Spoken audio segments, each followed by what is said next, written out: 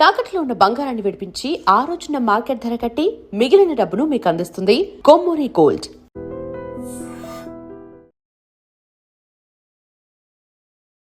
నమస్కారం, welcome to I dream. ధర్మ మార్గం విత్ విజిత కార్యక్రమానికి స్వాగతం.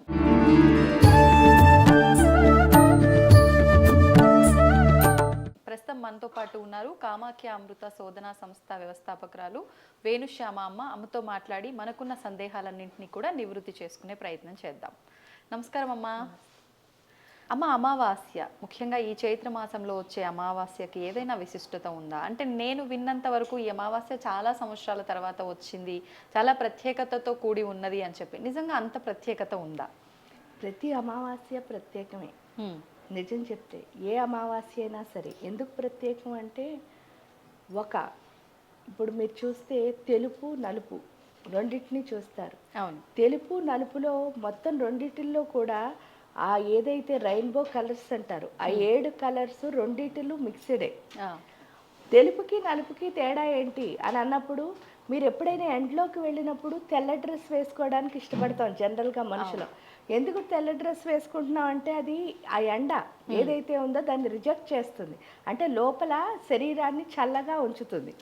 అదే కనుక బ్లాక్ వేసుకెళ్ళాం అనుకోండి, ఈ ఎండను ఏం చేస్తూ ఉంటుందంటే అది అబ్జార్బ్ చేసుకుంటుంది. ఇక్కడ మనం గుర్తించాల్సిన విషయం ఏమిటి అంటే, అమావాస్య అన్నది అబ్జార్బర్. అంటే మొత్తం శక్తి అంతా దాని లోపల నిగూఢంగా ఉంటుంది. ఆ ఉన్న శక్తిని, అంటే ఇప్పుడు చూడండి, కనిపిస్తూ ఉందనుకోండి, ఎంత ఉందని మీకు తెలిసిపోతుంది. పౌర్ణమి రోజు అంతే, 16 కళలండి, ఇంత శక్తి ఉందండి, ఇదండి పౌర్ణమి ఇంత మంచిదండి మీకు తెలిసిపోతుంది. కానీ అమావాస్య రోజు ఏమవుతుంది అంటే, దాని లోపల ఎంత ఉందో మీరు ఫైండ్ చేయలేరు. అందుకే బ్లాక్ హోల్ అంటారు అమ్మవారిని. బ్లాక్ హోల్ అంటే అర్థం ఏమిటి అని అంటే, దాని లోపలికి వెళ్ళడమే కానీ బయటికి రావడం ఉండదుట. అంటే అంత ప్రేమ, అంత శక్తి. అది ఎప్పుడు తెలుస్తుంది అంటే, మీరు లోపలికి వెళ్ళిన తర్వాత. నిజం. జనరల్గా మనం చీకటి ఇష్టపడం, కానీ చీకట్లోనే అన్నీ ఉంటాయి వెలుగులో కంటే. ఎందుకంటే మనం ఫస్ట్ వచ్చింది చీకట్లోంచే. చూస్తే అమ్మ కడుపు చీకటే కదా, ఆ చీకట్లోంచే బయటకు వచ్చాం. బయటకు వచ్చి వెలుగులోకి రాగానే నిజాన్ని మనం వదిలేసాం. కానీ వెలుగు ఎప్పుడు మనకు కనిపిస్తున్న స్థితి, కానీ చీకటి ఎప్పుడు నిజం. ఓకే, అర్థమైందా? నిజాన్ని మనం తెలుసుకోగలం, ఆ నిజాన్ని మనం తెలుసుకో. అందుకే ఏంటంటే, చీకటిని ఎప్పుడు కాళీ అమ్మవారితో, గౌరీదేవితో పోలుస్తారు. నిజం వచ్చేసరికి ఏంటి అంటే లలితమ్మతో, అంటే ఈ పౌర్ణమి వచ్చేసరికి లలితమ్మ, శ్యామలాదేవి ఇలా. ఎందుకు అని అంటే, ఈ ఫామ్ ఒకటే అని మనం తెలుసుకోవడానికి. అంటే ఇది కనిపిస్తోంది, ఇది కనిపించటం లేదు. మరి పౌర్ణమి ఎందుకంటే ఇంపార్టెంట్ అంటారు. మనకు కనిపించే దాని నుంచి కనిపించని దాన్ని తెలుసుకోవడానికి పౌర్ణమి మనకి సహాయం చేస్తుంది. ఎలా అంటే, మీరు ఇప్పుడు విగ్రహాన్ని పెట్టుకుని ఎందుకు ఆరాధిస్తున్నారు? ఏంటంటే, ధారణ లేకుండా ధ్యానంలోకి వెళ్ళలేము. ఫోకస్ కోసం. ధారణ అంటే ఏంటి అంటే ఊహ. ఇప్పుడు ఇది ఇలా ఉంటుంది, కాళీ అంటే ఇలా ఉంటుంది, లలిత అంటే ఇలా ఉంటుంది అని మీరు ఒక ఆకారాన్ని చూడకుండా నిరాకారంలోకి వెళ్ళలేరు. కాబట్టి మీకేం చూపిస్తుంది అంటే, పౌర్ణమి ఆకారం కింద అవుతుంది. ఆకారం కింద అయ్యేసరికి అమావాస్య ఏంటి? నిరాకారం.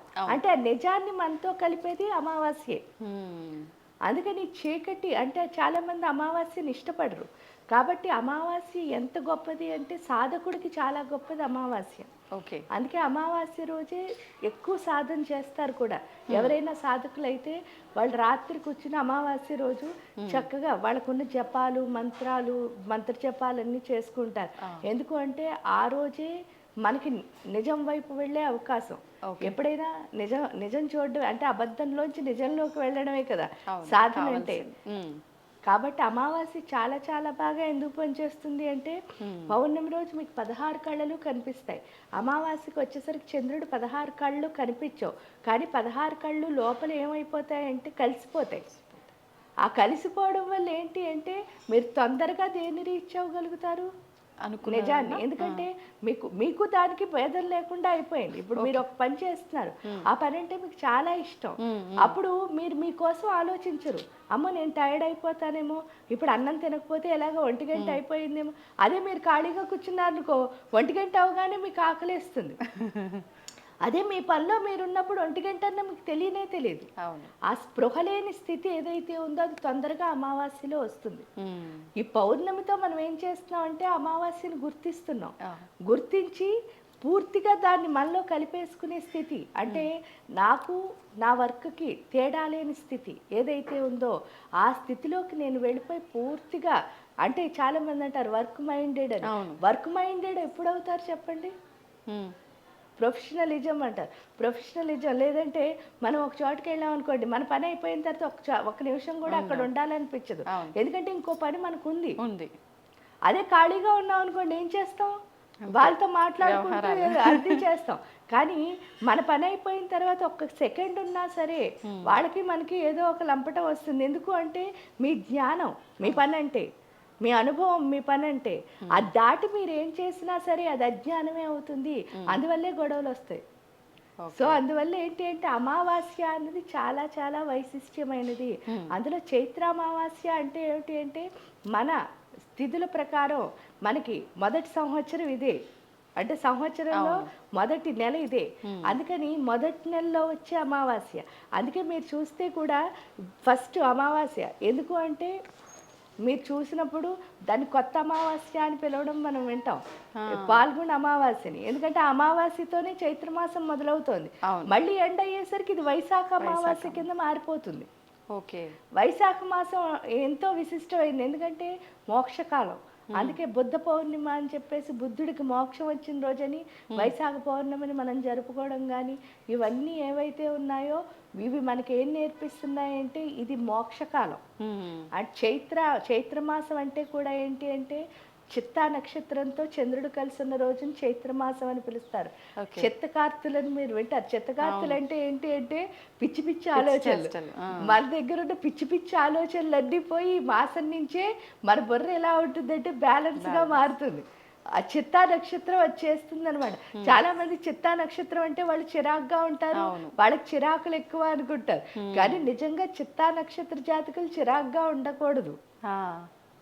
మనం చిరాగ్గా ఉన్నామంటే ఆ నక్షత్రాన్ని మనం తప్పు పట్టకూడదు. అంటే మనలో ఉన్న చిత్తములు, ఆ చిత్తములు ఏమవుతాయి అంటే బ్యాలెన్స్ అయిపోతాయి.